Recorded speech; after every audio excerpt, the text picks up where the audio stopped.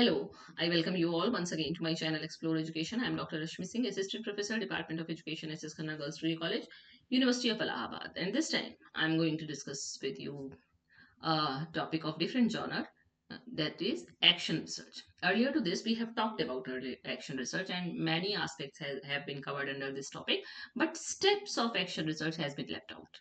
So, in this video, I have to recap the concept, characteristics of action research, and then I will take steps taken in action research. Okay, so what is the concept of action research? मतलब action research क्या है? हम लोगों ने पहले भी बात की है कि क्रियात्मक अनुसंधान क्या होता है. तो action research is a process specially adopted for improving the teaching learning situation, यानी कि क्रियात्मक अनुसंधान वह प्रक्रिया है जो स्पेशली मुख्यतया शिक्षण अधिगम परिस्थिति को सुधारने के लिए की जाती है. इट इज ए डेलिबरेट, यह जानबूझकर किए जाने वाला अनुसंधान है. ऐसा नहीं कि आपने गलती से कर लिया या बाई चांस कर लिया. Solution oriented investigation that is done in A group और पर्सनल. सॉल्यूशन ओरिएंटेड इन्वेस्टिगेशन है, यानी कि इस जांच में कोई समाधान खोजने का प्रयास किया जाता है. ये समूह में किया जा सकता है या व्यक्तिगत रूप से भी किया जा सकता है. अब इसमें दो टर्म है, एक्शन और रिसर्च. यही इसके इसेंशियल फीचर्स को हाईलाइट करते हैं. एक्शन है इसमें, इसका मतलब कि आप कुछ एक्शन करेंगे, कुछ एक्शन लेंगे, कुछ प्लान करेंगे, कुछ नया आइडिया ट्राई आउट करेंगे, जिससे कि आप सुधार सकें किसको, पाठ्यक्रम को, शिक्षण को, अधिगम प्रक्रिया को. और रिसर्च का मतलब हम जानते ही हैं कि किसी प्रॉब्लम का हम सॉल्यूशन ढूंढ रहे हैं, सिस्टमेटिकली चलेंगे. It can be said that action research approaches education as a unified exercise.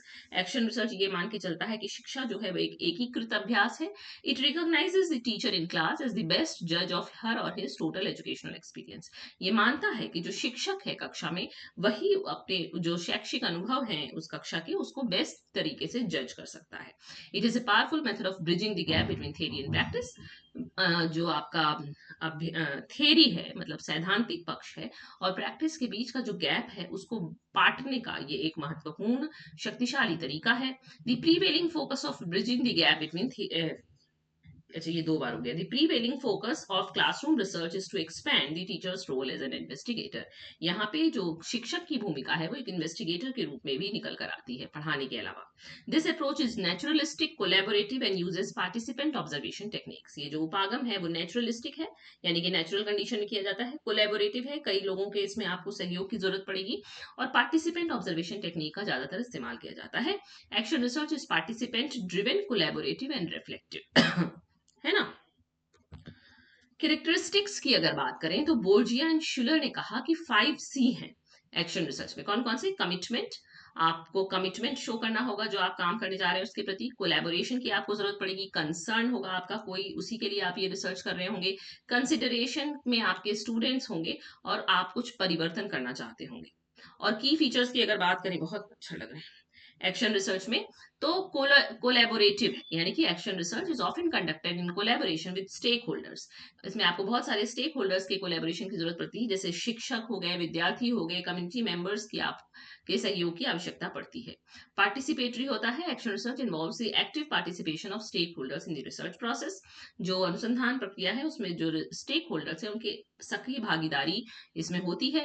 Reflective होता है. Action research emphasizes reflection on the research process and the results of the research. और iterative होता है, मतलब action research is an iterative process that involves multiple cycles of planning, acting, observing and reflecting. बार बार आप कई cycle चलाते हैं, आप प्लान करते हैं, फिर उसके हिसाब से एक्ट करते हैं, फिर ऑब्जर्व करते हैं, फिर रिफ्लेक्ट करते हैं, फिर प्लान करते हैं, फिर एक्ट करते हैं, फिर ऑब्जर्व करते हैं और फिर रिफ्लेक्ट करते हैं. ओके, अब आई वो बात जिसके लिए कि ये वीडियो बातचीत आपसे की जा रही है. स्टेप्स, कौन से चरणों के तहत क्रियात्मक अनुसंधान होता है. तो सबसे पहले हम क्या करेंगे? Identify and limit the topic. बहुत बड़े टॉपिक पर आप एक्शन रिसर्च नहीं कर सकते, आपको अपने टॉपिक को कहीं ना कहीं डीलिमिट करना पड़ता है. तो सबसे पहले आप आइडेंटिफाई कीजिए. फिर मतलब कि हमने खोजा, हमने आइडेंटिफाई किया, हमने सूचित किया कि ये वो टॉपिक है जिस पर हमको काम करना है. फिर हम क्या करेंगे? गैदर इन्फॉर्मेशन, सूचना को एकत्रित करेंगे. फिर रिव्यू द रिलेटेड लिटरेचर, हम संबंधित साहित्य का सर्वेक्षण या पुनरावलोकन करेंगे. फिर एक रिसर्च प्लान विकसित करेंगे. फिर उस रिसर्च प्लान को इम्प्लीमेंट करेंगे और डेटा कलेक्ट करेंगे. फिर जो कलेक्टेड डेटा है उसकी एनालिसिस करेंगे. फिर एक एक्शन प्लान डेवलप करेंगे. फिर अपने रिजल्ट्स को शेयर और कम्युनिकेट करेंगे और रिफ्लेक्ट करेंगे अपने रिसर्च प्रोसेस पे कि हमने क्या सोचा था और कहाँ से कैसे हम अपने सॉल्यूशन पर पहुंचे। तो इन्हीं स्टेप्स को 4 भागों में हम बांट सकते हैं: planning stage, acting stage, developing stage और रिफ्लेक्टिंग स्टेज। तो पहले 4 जो पॉइंट्स हैं, यहाँ नंबर नहीं पड़ा है, लेकिन identify and limit the topic, gather information, review और डेवलप, ये आपका आएगा प्लानिंग स्टेज में। तो identify and limit the topic में सबसे पहले the first step in any research study is deciding exactly what to study. सबसे पहला चरण क्या होगा कि हम ये तय करें कि हमें क्या अध्ययन करना है। Essentially you are looking to identify some topic that you would genuinely like to examine in depth. हम किसी ऐसे टॉपिक की खोज में रहेंगे जिसको हम इन डेप्थ जानना चाहें। It is important to remember that the goal of any action research project is a desire to make things better, improve some specific practice or correct something that is not working as well as it should। यानी कि क्रियात्मक अनुसंधान का लक्ष्य क्या होता है कि एक हम ये इच्छा करते हैं कि चीजों को हमसे बेहतर कर सकें, हम कुछ विशिष्ट प्रैक्टिसेस को सुधार सकें, कुछ ऐसा कर सकें जो कुछ काम जैसा होना चाहिए वैसा नहीं चल रहा है, उसी को सुधारने के लिए एक्शन रिसर्च की जाती है। फिर हम क्या करेंगे, सूचना एकत्रित करेंगे, gather information. After identifying and limiting the topic, the next step is preliminary information gathering, a process that Mills refers to as a reconnaissance। मतलब ये कह रहे हैं कॉनेसेंस कि सबसे पहले हम जब इंफॉर्मेशन एकत्रित करने चलते हैं, मतलब प्रिलिमिनरी इंफॉर्मेशन, जो उस टॉपिक से जो समस्या से संबंधित हमको प्रिलिमिनरी पूर्व डेटा मिल रहा है, पूर्व सूचना मिल रही है, एकदम प्रारंभिक स्तर की जो सूचना मिल रही है उसको आप एकत्रित करते हैं। More formally, doing reconnaissance involves taking time to reflect on your own beliefs and to gain a better understanding of the nature and context of your research problem। इस जो चरण में हम क्या करते हैं कि हमारा अपना जो विश्वास है, हम जो समझ रखते हैं उस समस्या के प्रति, उस रिसर्च प्रॉब्लम के प्रति, उसको हम और बेहतर तरीके से समझते हैं, रिफ्लेक्ट करते हैं उस पर। Doing reconnaissance takes 3 forms. इसमें 3 तरीके हैं, इसके 3 तरीके से किया जाता है। सेल्फ रिफ्लेक्शन, हम सोचें, हम खुद अपने पुनर्विचार करें कि हम क्या काम करने जा रहे हैं। डिस्क्रिप्शन, वर्णन और एक्सप्लेनेशन, व्याख्या, ये 3 इसमें आते हैं, इसके उपचरण है आप कह सकते हैं। तो सबसे पहले हमने आइडेंटिफाई किया और लिमिट किया टॉपिक को, फिर हमने प्रिलिमिनरी इंफॉर्मेशन उसके बारे में इकट्ठा की, प्रारंभिक सूचना, फिर हमने रिव्यू किया रिलेटेड लिटरेचर को। ये भी प्लानिंग स्टेज में ही चल रहा है, तीसरे लेवल पे, कि review related literature can be loosely defined as any existing source of information that can shed light on the topic selected for investigation. किसको कह सकते हैं आप रिलेटेड लिटरेचर? कोई भी ऐसा सूचना का स्रोत जो कि जो टॉपिक आप स्टडी करने जा रहे हैं उस पर कुछ लाइट दे सके, उस पर कुछ ज्ञान दे सके, प्रकाश दे सके। These sources of information might include, इसमें क्या क्या आ सकता है, आपकी प्रोफेशनल बुक्स आ सकती हैं, रिसर्च जर्नल्स आ सकते हैं, वेबसाइट्स आ सकती हैं, वेब पेजेस आ सकते हैं, टीचर रिसोर्स मैनुअल्स आ सकता है, स्कूल या डिस्ट्रिक्ट का डॉक्यूमेंट आ सकता है, इवन आपके कलीग से आपका डिस्कशन भी रिलेटेड लिटरेचर का हिस्सा हो सकता है।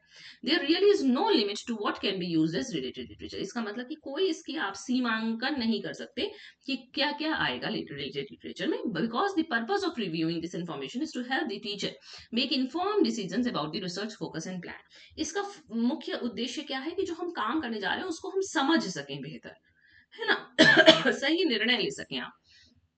This related information can provide guidance for defining or limiting the problem, for developing an appropriate research design, और for selecting legitimate instruments or techniques for collecting data। ये जो सूचना है, संबंधित सूचना है, ये क्या करेगी, मदद, गाइडेंस करेगी, आपको निर्देशित करेगी कि आप डिफाइन कर सकें या प्रॉब्लम को लिमिट कर सकें, आप एक अप्रोप्रिएट रिसर्च डिजाइन बना सकें, आप एक लेजिटिमेट इंस्ट्रूमेंट चुन सकें और टेक्निक चुन सकें कि कैसे डेटा कलेक्ट किया जाएगा। ये सब आपको, सारी हेल्प आपको रिव्यू ऑफ रिलेटेड लिटरेचर से मिलती है। अच्छा, इसका नंबर चला गया। ये चौथा पॉइंट है, डेवलप अ रिसर्च प्लान। अब हम प्लानिंग स्टेज की आखिरी चरण पे चले गए कि जब अब हम अनुसंधान का की योजना बनाएंगे। Research question is the fundamental question inherent in the research problem. Main हमारा उद्देश्य क्या है, जो हमारी समस्यात्मक है, अनुसंधान की समस्या है, उसी का हमको सोल्यूशन ढूंढना है। तो the research question provides the guiding structure to the study itself. Every part of the action research study should be done so as to facilitate finding an answer to the research question। हर काम हम इसीलिए कर रहे हैं कि हमको अपने research question का आंसर चाहिए. This is largely the reason behind why it is important to specify the research question prior to making any other decisions about the methodology. यानी कि सबसे पहले आपको रिसर्च क्वेश्चन डिफाइन करना होगा, तब आप अपनी मेथोडोलॉजी चुन पाएंगे. तो ये सारा रिसर्च प्लान का डेवलपमेंट यहाँ पर हो जाएगा. ये प्लानिंग स्टेज चल रही है. अब जो स्टेज आएगी वो है एक्टिंग स्टेज, यानी कि अभी तक हमने योजना बनाई, अब हम काम करने जा रहे हैं. तो नेक्स्ट दो जो चरण है वो एक्टिंग स्टेज में आएंगे, यानी कि implement the plan and collect the data, यानी कि अब हम अपनी योजना को इम्प्लीमेंट करना जा रहे हैं और डेटा कलेक्ट करने जा रहे हैं. तो the next step in the process of conducting action research is the determination of the specific data to be collected and how to actually collect them.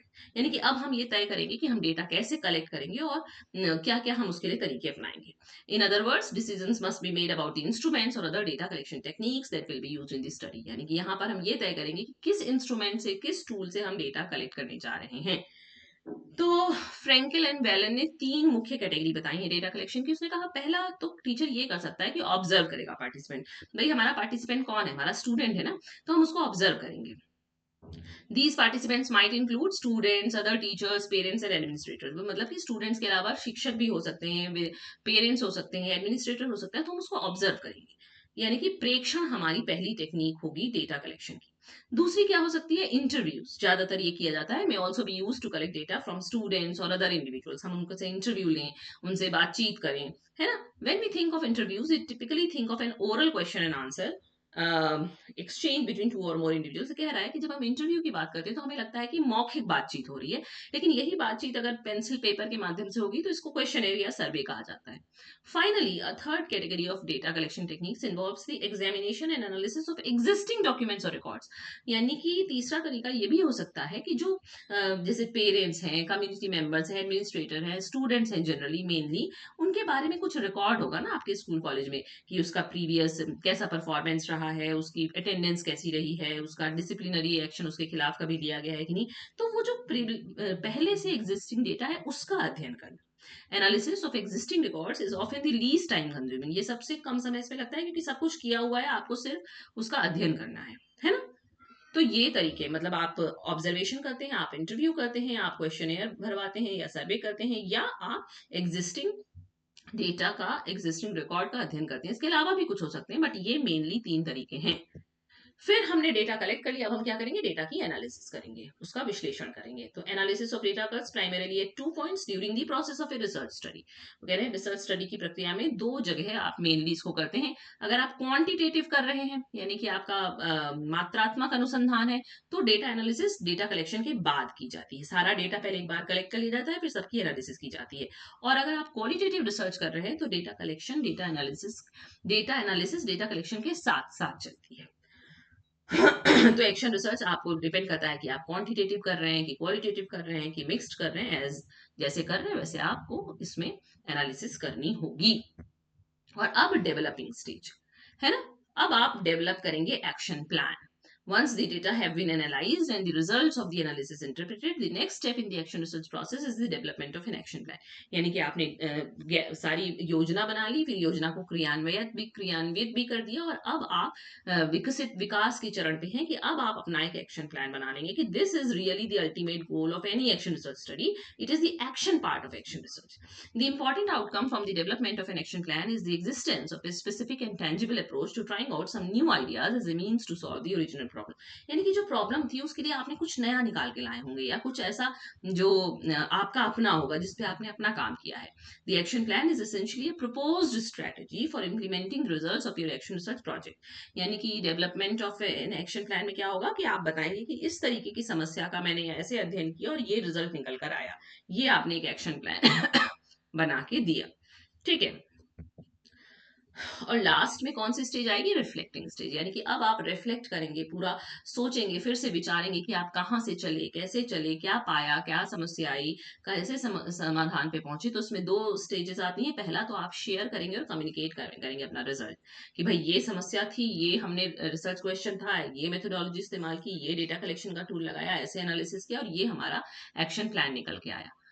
तो किसी भी रिसर्च स्टडी का ये बहुत इंपॉर्टेंट हिस्सा होता है कि अपने रिजल्ट्स को शेयर करना. Action research should be no different. Simply because you have undertaken this project in order to help you solve a problem that is more local and perhaps more personal in nature does not mean that no one else will be interested in results that you have obtained. मतलब कहने का कि ये ऐसा नहीं है कि आपने किसी लोकल समस्या पे काम किया है, किसी अपनी पर्सनल समस्या पे काम किया है तो दूसरे लोग इसका आंसर जानने के इच्छुक नहीं. हो सकता है कि वो और लोगों की भी समस्या हो और वो भी अपनी प्रैक्टिसेस को इम्प्रूव करना चाहते हो, तो आपकी रिसर्च से उनको मदद मिले, है ना. तो ये बहुत जरूरी होता है किसी भी रिसर्च में. और दूसरा होगा कि रिसर्च प्रोसेस पे आप रिफ्लेक्ट करेंगे. Action research is primarily about critical examination of one's own practice. In order for someone to critically examine her और his practice, that person must engage in systematic reflection of that practice. यानी कि हमने काम कर लिया, काम करके बंद नहीं करना है. काम करने के बाद हमको फिर से उस पर विचार करना है कि कैसे किया, क्या कोई कमी रह गई, क्या उसको और सुधारा जा सकता है या क्या, है ना. तो reflection as it pertains to action research is something that must be done at the end of a particular action cycle. यानी पहले प्लान किया, फिर एक्ट किया, फिर डेवलप किया, फिर रिफ्लेक्ट किया, फिर प्लान करेंगे, फिर एक्ट करेंगे, फिर डेवलप करेंगे, फिर रिफ्लेक्ट करेंगे. ये एक साइक्लिकल आपसे बात हुई थी कि इटरेटिव साइकिल है जो चलती रहती है. It is a crucial step in the process since this is where the teacher researcher reviews what has been done, है ना. यहाँ पर हम ये देखते हैं कि हमने क्या किया, उसकी प्रभावित कितना प्रभावी रहा हमारा research, and makes decisions about possible revisions for future implementations of the project.